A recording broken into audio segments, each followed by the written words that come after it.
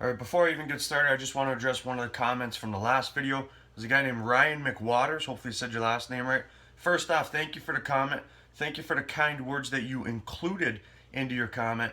And one of the questions that you asked that I'll decide to answer is how much reading do I do every single day? I know in the last video I said I do a lot of reading every day, and it's all by choice. Now the answer to that is not as much as I'd like to do. I'd like to read more than I do, but my life is very on the fly, so I just do what I can when I can. I wish I could devote a certain amount of time to reading every day. I just don't have that luxury right now. But I'll give you an idea of how much reading I've done over the last couple years. In 2013, I made a goal to read a book a week. I heard that successful people try to read at least a book a week. And I'm not talking about that book a day shit where you skim through the book, you find the good points that stick out to you, and then you do that 3 or 4 times, and then, oh yeah, now you've read the book. No. I'm talking about reading a book front to back. So my goal was to read a book a week. I didn't actually accomplish that goal. I fell short. I think I read just over 40 books that year. 2014, I set the same goal. I want to read a book a week. Fell short again and finished with just over 40 books that year.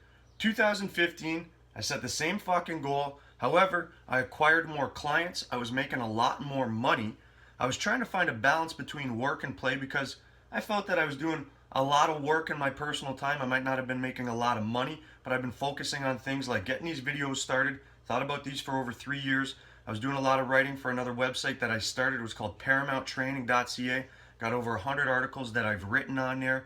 However, I stopped that when I started doing this. I realized people don't want to read so much, so I started doing the videos. And my reading has slowed down as a result. So 2015, the goal was a book a week. I was making more money, trying to find balance between work and play.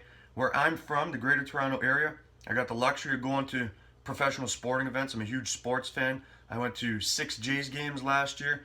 I'd like to go to more Leafs and Raptor games, but they play through the winter and it's a real fucking hassle to even get downtown to watch them play. So I don't go to many Leafs and Raptors games. If I got free tickets or something like that, I'd probably go for sure.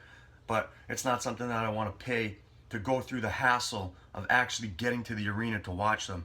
So I went to a bunch of Jays games. Now where I'm from, our summers feel very, very short because our winters feel very, very long. Now maybe we're spoiled or maybe we're just a bunch of fucking brats, but we complain about the weather all the time. And when we get nice weather, one of the things we like to do is get away from the city. We go up north is what it's called. If you get an opportunity, you go. It's very relaxing, very peaceful, and a good thing that you could do with your life just to enjoy life. So I went up north 8 times last summer. So all of this negatively affected the amount of reading I could do. I had the goal of a book a week. However, I finished the year with reading probably just over 30 books. Now this year, since I started doing the videos, these require a lot of time and a lot of energy on my part. My reading has slowed down. I've read maybe 4 books this year. I'm on the 5th one right now. So I'm on pace for about 1 book per month. So it's really declined. So hopefully that answers your question in terms of how much reading I do. I don't do as much as I would like to do now, and I did a lot more before, and it still wasn't what I want it to be. I got very high expectations of myself. Now, one of the things I want to talk about real quick is if you train to build muscle, where your focus should be. A lot of people focus on external factors and cues and variables, and this is ass backwards. You need to pay attention to the feedback that your body is giving you because it will give you better information than I can give you, than another trainer can give you, than any sort of pre-planned program that you found online or in a magazine or that another trainer even gave you can give you. We can't forecast how you're going to feel on any given day and how you're going to respond to the work that you do. The level of focus, intensity, concentration, and effort that goes into your work will determine what else you can do, what else you should do, if anything. So you got to learn to pay attention to the internal cues that your body is giving. So a big mistake that a lot of people make is they focus on the external. They focus on how much weight they're using, and if they want to build muscle, what they need to focus on is how much tension the muscle is under. It's not about the weight. You want to put the muscle under high levels of tension, so the tension determines the weight that you use. A lot of people will focus on the clock in terms of how much rest they should take between their sets, and this is ass backwards as well. Where your focus needs to be on subjective assessment of performance readiness. Are you ready to do the next set? Your performance of your work will determine more than anything the return you get on your investment of time and effort, the way you do what you do. And if you're focused on external variables like the clock and how much weight you're doing, then you're focusing on the wrong things. Training to build muscle is a subjective experience. It's something that only you can experience. So you need to tune in to the way your body is responding to the work that you do. If you don't do this, you're missing the forest for the trees. There is no magic in the externals. It comes from within. You need to learn how to impose a demand. It's not about a certain number of sets and reps. I spent a lot of time, trust me, trying to find the perfect program, the perfect amount of weight to lift, the perfect amount of rest between sets, the perfect number of sets and reps. And I realized it doesn't actually exist for a lot of reasons. Number one, you get desensitized to the work that you do.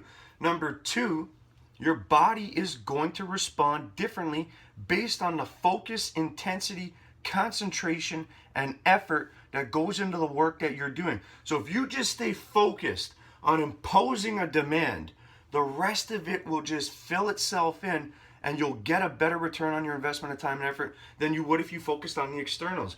Pre-planned training is a very ancient form of thinking. It's a very ancient form of thinking to have your workout in place and hope that it produces or promotes the results and the response that you want to promote from your efforts in the first place. What you need to do is understand and have a very clear and concise idea of the response you want to promote from your efforts in the first place, and cater everything you do to promoting that. So that's why there's no magic number of sets and reps or any of these things, because it will change based on the level of focus, intensity, concentration, and effort that you put into the work that you're doing. Let me give you an example real quick to help illustrate the point.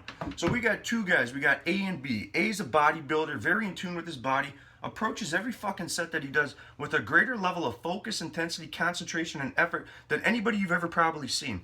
Now, individual B, this guy's been working out for a while. He's in good shape. He wants to look better, feel better, and perform better at the sports that he plays. So that is why he does his training. He's got a pre-planned training strategy in place before he gets to the gym. And they're both doing dumbbell rows with a weight that allows them to get 10 to 12 reps. The bodybuilder's using a 200-pound dumbbell because that's relative to what he could do to get those reps in the first place. Average Joe's using a 100-pound dumbbell, which is still very respectable by most standards. The average Joe's program calls for 60 to 90 seconds of rest between his sets. So here's what happens here. The average Joe does not approach the set with the same level of focus, intensity, concentration, and effort as the bodybuilder. So after his set, he's not gasping for air. He's looking at the fucking clock, waiting till the clock tells him to do his next set. And as a result, he's losing out on the training effect. Now the bodybuilder does his 10 to 12 reps with the same relative amount of weight relative to what he could do. So on paper, they're both doing the exact same thing. However, because he approaches the set with a greater level of focus, intensity, concentration, and effort, he has an oxygen debt that has accumulated over the course of the set. And he's going to wait to do the next set based on self-assessment of performance readiness, because he understands that performance is what's going to facilitate the response that he's there to promote. So if he went after 90 seconds, only 90 seconds, which average Joe's program called for, he wouldn't get any reps. He'd have to reduce the weight so much just to do what he wants to do. And as a result, that would negatively affect the results that he's there to get. Obviously, if he waits too long, then he's going to lose the training effect as well. But he is more in tune with his body, and he's going to give himself the rest he needs based on the internal cues and feedback that his body is giving him. Now, pre-planned training programs or strategies are very, very good for beginners because they don't understand how to pay attention to the internal cues that the body is giving. So the goal during their training, when they're following their program, they're following the program to promote a response, but the goal should be to learn to understand the way their body responds to the work that they're doing, to ultimately evolve beyond this form of ancient thinking to a more modern approach where you actually pay attention to what your body's telling you, because you understand that training to build muscle is a subjective experience. As long as you focus on recruiting and fatiguing as many muscle fibers as possible, the rest will just fill itself in. But you have to pay attention to the internal cues and the feedback that your body is giving you. Now, why don't most trainers teach this? Number one, most probably don't see it this way. They haven't evolved. They still have that ancient mindset. Number two, You don't make any fucking money off telling somebody to pay attention to the feedback that their body is giving you. Like if I told you that was the secret to training to build muscle, now send me a bunch of money, you're going to say no.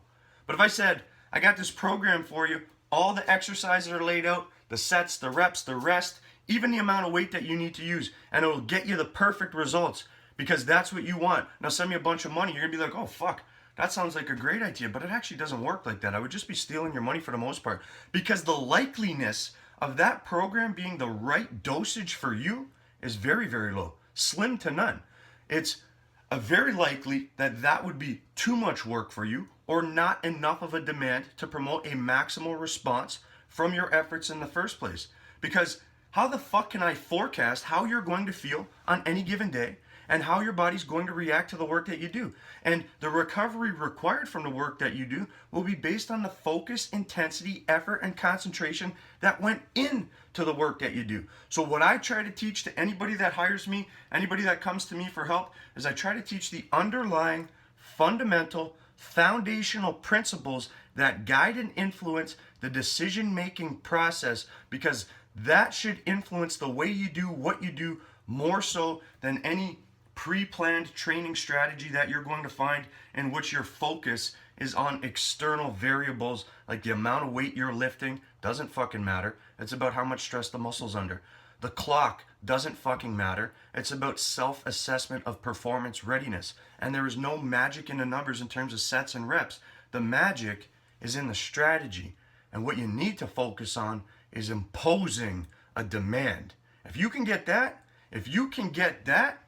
then you're on your way to understanding how to get the best return on your investment of time and effort. And all you got to do is approach everything you do with the right level of focus, intensity, concentration, and effort. That's something I wanted to share. If you like the information, share it. Click the fucking button at the bottom, subscribe to the channel, and I'll keep bringing you the best information you're going to find as it relates to training, to build muscle, get stronger, or improve your level of physical preparedness.